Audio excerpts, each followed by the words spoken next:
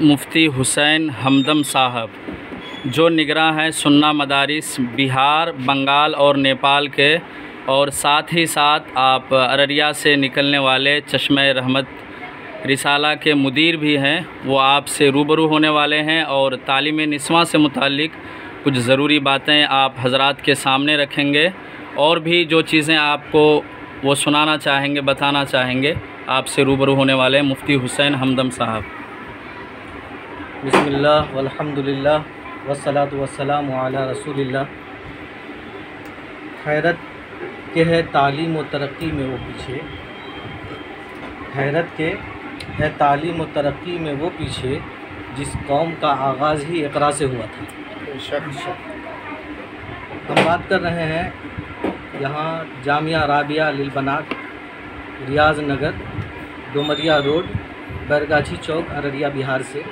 इस इदारे में आज शशमाही इम्तिहान का आखिरी दिन है और हमारे साथ बैठे हैं इदारे के रूह रवां, बानी और मुहतमिम जनाब मौलाना अब्दुल वकील साहब, और हमारे साथ दीगर हजरात हैं यहाँ मुमतहिन के तौर पर तशरीफ़ लाए हैं। मौलाना फ़ुरक़ान साहब, कारी मुद्दस्सिर साहब, मौलाना वाजिद साहब जो इस मदरसे के उस्ताद हैं। तो इस मौके पर आप ये पैगाम लोगों तक पहुंचाना चाह रहे हैं, ख़ास तौर पर लड़कियों की तालीम के एतबार से। मैं हैरत में होता हूं कि आज भी हम बात कर रहे हैं तालीम की ज़रूरत और अहमियत पर, जबकि दूसरी कौमें आज रिसर्च कर रही है और मेहनत कर रही है तरीक़े तालीम पर। तालीम की ज़रूरत और अहमियत मुस्लिम कौम को बताने की ज़रूरत है जिसका आगाज़ ही इक़रा से हुआ था। क्या उस कौम को बताने की ज़रूरत है जिसमें तलबुल इल्म फ़रीज़तुन बच्चे बच्चे को याद है, और जिसमें यह है कि हल यस्तविल लज़ीना यअलमून वल्लज़ीना ला यअलमून। अब हमको तालीम की ज़रूरत और अहमियत के दायरे से आगे बढ़ने की ज़रूरत है कि तालीम के साथ साथ तरबियत की कितनी ज़रूरत और अहमियत है, इस पर बात करें, और साथ ही तरीक़े तालीम के ऊपर गौर करें, तजर्बात करें, तहक़ीक़ करें और नाफिज़ करें उसको। वरना हम तालीम की ज़रूरत और अहमियत पर बात करते रह जाएंगे और दूसरी कौमों से हम कोई 100 साल 50 साल पीछे हो चले जाएंगे। तो तरीक़े तालीम पर बात करते हैं, तरीक़े तरबियत पर बात करते हैं। तो शुरू यहाँ से करेंगे कि इस्लाम जो है एक अमली मज़हब है, महज ये कोई नज़रियाती फ़लसफ़ा नहीं है। उसके बावजूद हम देखते हैं कि हिंदी पढ़ाने को तालीम समझते हैं, इंग्लिश पढ़ाने को तालीम समझते हैं, हत्ता उर्दू और अरबी पढ़ाने को तालीम समझते हैं। बेशक ये सब तालीम है, लेकिन नमाज की तालीम को तालीम नहीं समझते हैं, नमाज की अमली मश्क को तालीम का जुज़्व ला यनफ़क नहीं समझते हैं। हमें चाहिए कि नमाज की अमली तरबियत की तरफ पूरी तवज्जो करें, रोज़ाना की बुनियाद पर कम से कम 2 दफ़ा, वरना हमारे बच्चों से यही जो बड़े होंगे सही से नमाज नहीं पढ़ी जाएगी। और अल्लाह तबारक व तआला की तरफ से जो सवाल होगा, हम सब जानते हैं कि सबसे पहला सवाल होगा नमाज के मुताबिक। तो नमाज की अमली मश्क, अहकाम नमाज का मुज़ाकरा, ये सब इस निज़ाम में सिखाया जाता है जिसके हम और आप दाई हैं। और ख़ास तौर पर ये मदरसा और इस तरह के हिंदुस्तान में सैकड़ों मदरसे इस तहरीक तालीम व तरबियत से जुड़े हुए हैं, जिसके रूह रवां हैं हज़रत मौलाना मोहम्मद अय्यूब साहब नदवी भटकली दामत बरकातुहू। हज़रत की जो तहरीक है वो ये है कि तालीम 40% तो तरबियत 60%, और इसके साथ पढ़ाने वाले का तरबियत याफ्ता होना बहुत ज़रूरी है, इदारे वाले का तरबियत याफ्ता होना बहुत ज़रूरी है। ये हमारे सामने एक किताब है, मिसाली मदरसा हिस्सा अव्वल। ये किताब हर मदरसे के, हर इदारे के, हर मकतब के, हर स्कूल के एक एक मुदर्रिस को पढ़ना चाहिए, बल्कि ज़रूरी है हमारे निज़ाम में। इसमें तालीम व तरबियत का पूरा तरीक़ा एक उस्ताद को ट्रेंड बनाने के लिए लिखा गया है। इसी तरह से इस किताब का ये दूसरा हिस्सा है मिसाली मदरसा हिस्सा 2। ये हर मुहतमिम को, हर नाज़िम को, हर डायरेक्टर को, हर प्रिंसिपल को पढ़ना चाहिए। अगर इसको पढ़ लेंगे तो वो एक तजर्बाकार और माहिर ज़िम्मेदार साबित होंगे। और जो चीज़ें मतलूब हैं तरीक़े तालीम में, तरीक़े तरबियत में, वो सारी चीज़ें इसमें लिखी हुई हैं। इन दोनों किताबों के लिखने का एक पस मंज़र भी बहुत दिलचस्प होगा आप लोगों के लिए कि हज़रत मौलाना दामद बरकातुहुम हज़रत शेख ज़करिया रहमतुल्लाह अलैह की खिदमत में भी रहे, उनकी तरबियत में भी रहे, और हज़रत शाह अबराउल हक़ रहमतुल्लाह अलैह के यहाँ तकरीबन 5.5 माह रहे।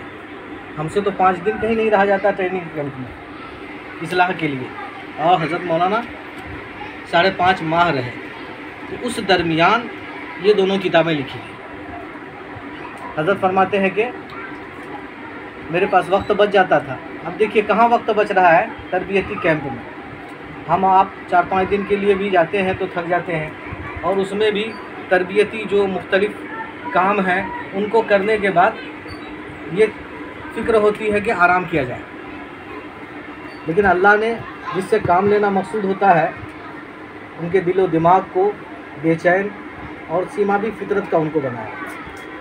तो हज़रत ने अपने फारिग वक्त में, जो कि वहाँ पर बहुत ही कलील हुआ करता, उसमें ये दोनों किताबें लिखी है जो बहुत ही गहराई के साथ लिखी गई है, बहुत ही तजर्बात के साथ और मुशाहिदात के साथ लिखी गई है। आप देखिए किसी भी सरकारी स्कूल में आप 22 साल पढ़ करके PhD कर करके जाएं, लेकिन आप ट्रेंड नहीं है तो आपकी बहाली नहीं हो सकती, चाहे वो प्राइमरी स्कूल ही क्यों ना। तो क्या बात है कि हम अपने मदारिस में अनट्रेंड बहाल कर लें, और अगर अनट्रेंड बहाल करना मजबूरी ही हो अभी कि सारे तो अनट्रेंड ही हैं, तो उनको बहाल करने के बाद इससे गुजारा जाए। उनकी बहाली के शराइत में ये दाखिल हो कि आपको मिसाली मदरसा पढ़ना पड़ेगा और उसका जायज़ा देना हो। तो अभी आर्जी बहाली हो और उसके बाद जब इसका जायज़ा ले लिया जाए तो फिर मुस्तकिल बहाली। इससे सारे तकाज़े जो हैं तालीम और तरबियत के उनको समझ में आएंगे इंशाअल्लाह। और लड़कियों की तालीम ख़ास तौर पर इसलिए ज़्यादा ज़रूरी है कि आप और हम सब लोग कहते हैं, एक बहुत मशहूर जुमला है, मर्द पढ़ा फ़र्द पढ़ा, औरत पढ़ी ख़ानदान पढ़ा। एक औरत की गोद में नस्लें पलती है तो उसकी माँ का असर उसके ऊपर पड़ता है। ऐसा नहीं है कि आप सिर्फ बेटों को पढ़ा करके समाज को, मुआशरे को पाकीज़ा और इस्लामी मुआशरा बना सकेंगे। अगर समाज को पाकीज़ा और इस्लामी मुआशरा बनाना है तो बेटियों को दीनी तालीम और तरबियत से आरास्ता करना इतना ही ज़रूरी है जितना मछली के लिए पानी ज़रूरी है, जितना इंसान के लिए ज़िंदा रहने के वास्ते हवा ज़रूरी है, ऑक्सीजन ज़रूरी है। अगर मुआशरे को सही इस्लामी मुआशरा, इंसानी मुआशरा और पाकीज़ा मुआशरा बनाना है तो बेटियों की तालीम और दीनी तरबियत दोनों ज़रूरी है। सिर्फ तालीम से भी खराबी आती है, तरबियत के बग़ैर तालीम बेईमानी है, बल्कि बिगाड़ का रास्ता है। एक आम इंसान अगर गलत हो जाए, चोर बन जाए, अनपढ़ हो तो छोटे दर्जे का चोर होगा, लेकिन वो तालीम याफ्ता चोर हो वो बड़ा चोर हो। तो इसीलिए सिर्फ तालीम तो हलाकत का रास्ता है, तालीम के साथ तरबियत बहुत ज़रूरी है। अगर तरबियत नहीं है तो तालीम नुकसान करती है, तालीम फ़ायदा नहीं पहुँचाती। तो इस्लाम एक नज़रियाती फ़लसफ़े का नाम नहीं, एक अमली मज़हब है। तो हमको तालीम के साथ साथ तरबियत भी ज़रूरी है, और तरबियत के तमाम तरीक़े इसमें लिखे हैं। और दूसरा सवाल,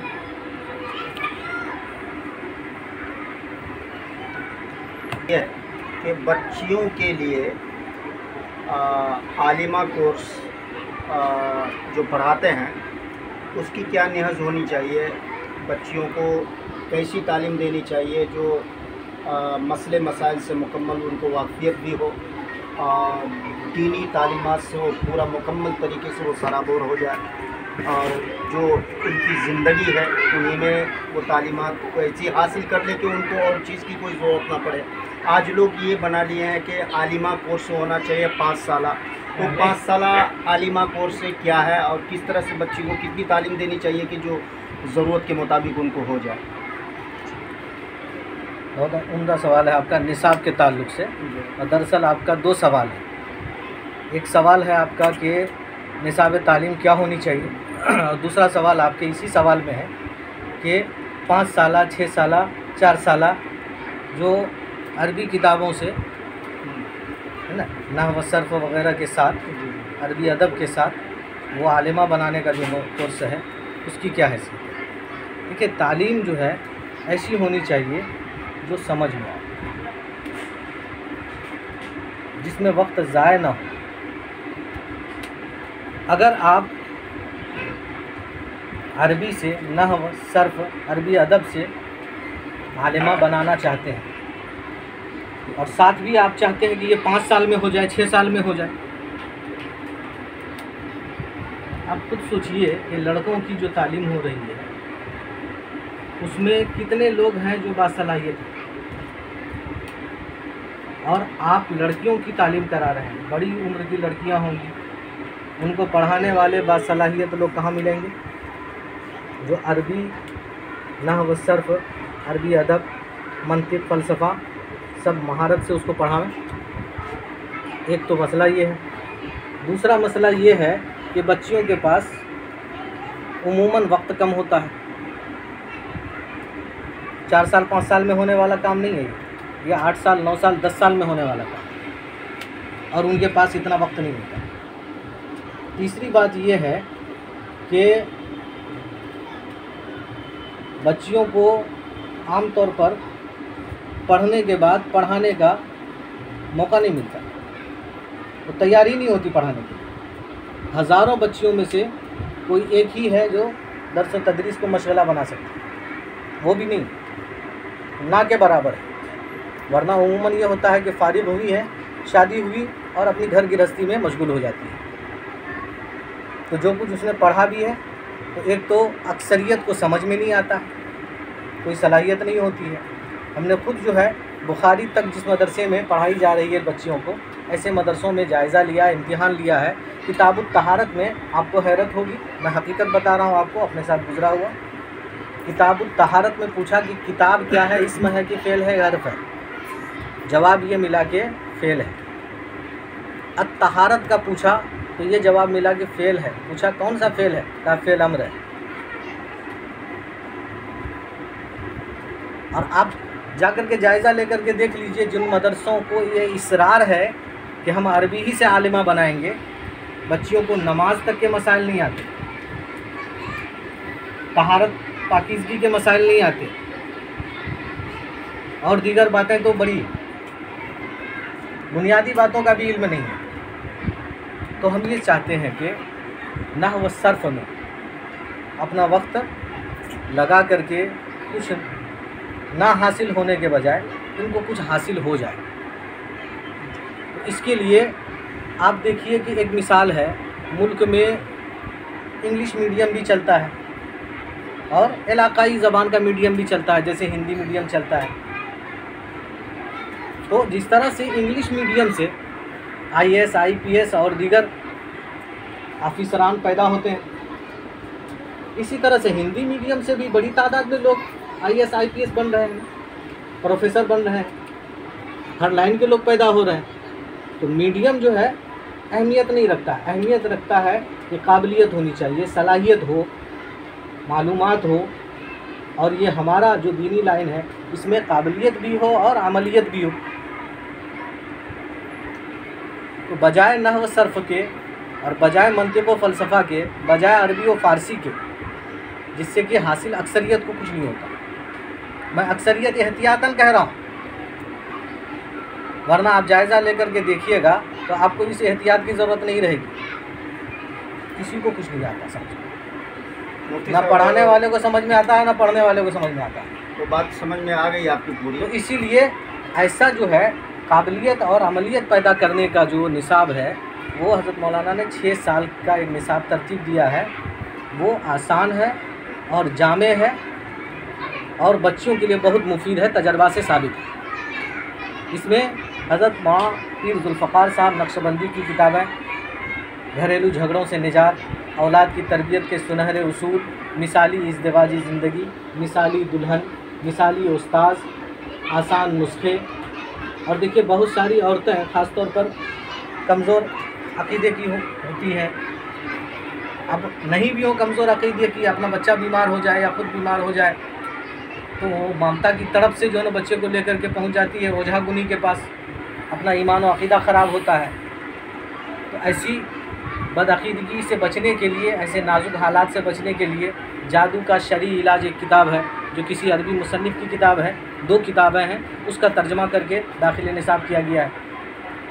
इसी तरह बेहश्ती ज़ेवर है, फ़ज़ाइल आमाल है, मुंतखब अहादीस है, 6 सिफ़ात का मुज़ाकरा है, तर्जमा कुरान पाक है और बड़ी तहक़ीक़ के साथ, तलाश और तफ्तीश के साथ ऐसा तर्जमा कुरान पाक रखा गया है जिसमें एक लाइन में आयत है पहले मुसलसल, फिर उसके बाद स्क्वायर में खाने बने हुए हैं, उस खाने में एक एक लफ्ज़ है उस आयत का, फिर उसके नीचे दूसरा इसी तरह से खाना बना हुआ लाइन है, उसमें एक एक लफ्ज़ का तर्जमा उर्दू में, और चौथी लाइन में मुसलसल तर्जमा है, तर्जमा कुरान अज़ नज़र मोहम्मद साहब, जिसको हज़रत ने पसंद किया और निसाब में दाखिल किया। इसी तरह से मिशकात का तर्जमा है। तो हम ये सब किताबें पढ़ते हैं और ये किताबें पढ़ने के बाद बच्चियाँ तरबियत याफ्ता हो जाती है, तालीम याफ्ता होने के साथ साथ, और आगे इसको पढ़ा सकती है। और अगर नहीं भी पढ़ाए तो खुदा न खास्ता उसको भूलने का ख़तरा नहीं, वो मुताले में इन बातों किताबों को रख सकती है, इसके ज़रिए से तालीम कर सकती है, इनके ज़रिए से दावत दे सकती है, तबलीग कर सकती है। हम उर्दू में आलिमा बनाते हैं, हम क्या करते हैं? उर्दू में आलिमा बनाते हैं जिससे उसके अंदर काबिलियत पैदा हो, वरना अरबी नहव व सर्फ़ से काबिलियत तो नहीं पैदा होती है, खुदा न खास्ता कहीं ना कहीं एक आना पैदा हो जाती है। और अरबी की किताबें समझाने वाले नहीं मिलते, पढ़ाने वाले नहीं मिलते, और अगर पढ़ लें तो पढ़ने वालों को सलाहियत नहीं पैदा हो रही है, और पढ़ लेते हैं तो आगे उनके किसी काम के नहीं आ रहा है, वो भूल भी जाती है, प्रैक्टिस में नहीं रहता है। इब्तदाई चीज़ें मालूम नहीं है उनको, नमाज रोज़े के सिलसिले में, तहारत व पाकीज़गी के सिलसिले में, ज़कात व रोज़े के सिलसिले में, और नहव सर्फ़ उनको रटा रहे हैं हम। तो ये बेफ़ायदा सी कोशिश महसूस होती थी, इसलिए अब उर्दू मीडियम से आलिमा बना। जी माशाल्लाह, बहुत अच्छी और कीमती बातें आई तालीम निस्वां से मुताल्लिक़ और औरतों के निसाब से मुताल्लिक़ कि बच्चियों का तालीमी निसाब क्या हो। बहुत ही ज़रूरी बात ये सामने आई कि आजकल चूँकि हम सब जानते हैं कि अरबी फ़ारसी जिसको समझने में एक काफ़ी लंबा अरसा लगता है, जो 9-10 साल में मुकम्मल होता है, और बच्चियों के पास इतना वक्त नहीं होता, तो इस वजह से एक मुख्तसर जामे माने निसाब को तैयार किया है, जिसके बारे में मुफ्ती साहब ने बताया। वो बहुत ही मुफीद है और तालिबात के लिए वो बहुत ही जामे निसाब है। अच्छा इधर देखिए, 1 मिनट में आपसे कहना चाहूँगा, ये जो किताब है ना, मैंने बताया आपको मुहतमिम के लिए मिसाली मदरसा हिस्सा 2, इसके जो है ना आखिर में वो निसाब दर्ज है, पूरा निसाब इस पे लिखा हुआ साल ब साल। ये क्या है, दूसरे साल का निसाब है, ये तीसरे साल का निसाब है, इससे पहले ये पहले साल का निसाब है। इसी तरह से ये मुकम्मल निसाब इस किताब में भी दर्ज है। इसके अलावा इसकी PDF भी दस्तयाब है, इसका जो फ़ोटो कॉपी करा करके भी हम हर मदरसे में जहाँ जाते हैं उसको देते हैं। इसमें निसाब के साथ साथ मिक़दार ख़वानदगी का चार्ट भी बना हुआ है कि हर महीने में कितनी तालीम होनी चाहिए किस किताब का, ये पूरा चार्ट बना हुआ है शव्वाल से लेकर के शाबान तक। कुछ दर्जों में अभी इम्तिहान जारी है और कुछ दर्जों के इम्तिहान मुकम्मल हो चुके हैं। आपसे अभी रूबरू हो रहे थे। आज जामिया राबिया लिल बनात के अंदर जो शशमाई इम्तिहान चल रहा है उसके निगरां हैं, एग्ज़ाम कंट्रोलर हैं, जो निगरां हैं सुन्ना मदारिस बिहार, बंगाल और नेपाल के, और अररिया से निकलने वाले रिसाला चश्मे रहमत के मुदीर भी हैं। इसके साथ साथ आप बहुत ही मुतहर्रिक और फ़ाल शख्सियत के हामिल हैं, काफ़ी सरगर्म हैं। ख़ास तौर से जो हज़रत मौलाना से आपने सीखा है उसको लेकर मदरसों के अंदर जाते रहते हैं और वहाँ पर जाकर मदरसे के असातिज़ा और ज़िम्मेदारान से मौलाना से सीखी हुई चीज़ों को आप बयान करते रहते हैं। ये जामिया राबिया लिल बनात का ये दफ़्तर है, ऑफ़िस है, और यहाँ पर आप देख सकते हैं ये मदरसे के मोहतमिम साहब और ये इस मदरसे के निगरां भी हुए और आज के इम्तिहान के निगरां भी हैं और सुन्ना मदारिस के भी निगरां हैं। तो इनके साथ आज 3 निगरां लग गया। और ये मुम्तहिन आए हुए कारी फ़ुरक़ान साहब, कारी मुद्दसिर साहब, जिनके बारे में मैंने आपको तफसील से पीछे बता दिया। और यहाँ पर जो करीब में बैठे हैं फ़याज़ राही साहब है और मदरसे के उस्ताद हज़रत मौलाना महफूज़ुर रहमान साहब कासमी और कारी साकिब अनवर साहब है। और मैं आपसे रूबरू हो रहा हूँ गुफ़रान गाज़ी। आज के वीडियो में इतना ही, मिलेंगे फिर से, जब तक के लिए अस्सलामु अलैकुम वरहमतुल्लाहि वबरकातुहू।